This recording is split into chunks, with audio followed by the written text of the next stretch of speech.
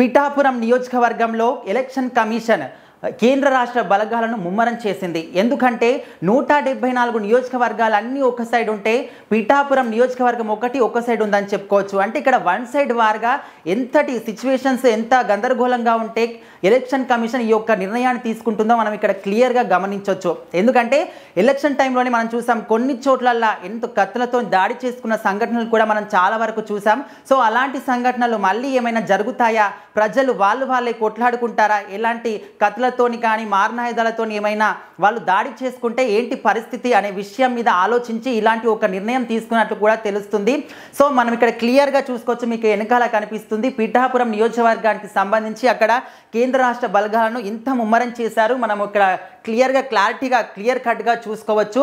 ఏంటంటే ఒక దగ్గర మనం ఎక్కడైనా ఆర్మీకి సంబంధించి ఎక్కడైనా యుద్ధం జరిగినా సరే, ఎక్కడైనా బాగా గొడవలు ఏవైనా పెద్ద విధ్వంసం సృష్టించినప్పుడు అక్కడ ఇలాంటి ఒక పెద్ద ఆర్మీ అనేది దిగుతుంది.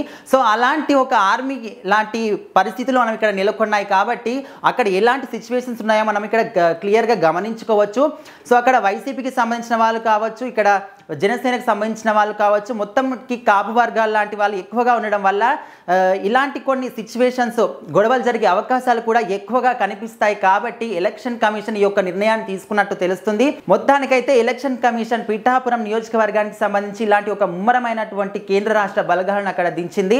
సో రేపటి సిచ్యువేషన్స్ ఎలా ఉంటాయి అక్కడ దాని ప్రకారం చూసుకున్నట్లయితే ఎలాంటి ప్రజలు అక్కడ ఎలాంటి మారణాయుధాలతో కనిపించిన కత్తులు కావచ్చు అండ్ మిగతా ఎలాంటి వాటితో కనిపించినా కూడా ఆన్ ది స్పాట్ అక్కడే కాల్ చేయండి అని కూడా పిఠాపురంకి సంబంధించిన ఎస్పీ కూడా అక్కడ ఆర్డర్స్ పాస్ చేయడం జరిగింది. సో రేపటి సిచ్యువేషన్స్ ఎలా ఉంటాయో రేపటి వరకు మనం ఎదురు చూడాల్సిందే. సో అక్కడ ఎలాంటి ప్రశాంతంగా ఓట్ల లెక్కింపు అనేది జరగాలని కూడా ప్రతి ఒక్కరం కూడా కోరుకోవాలి.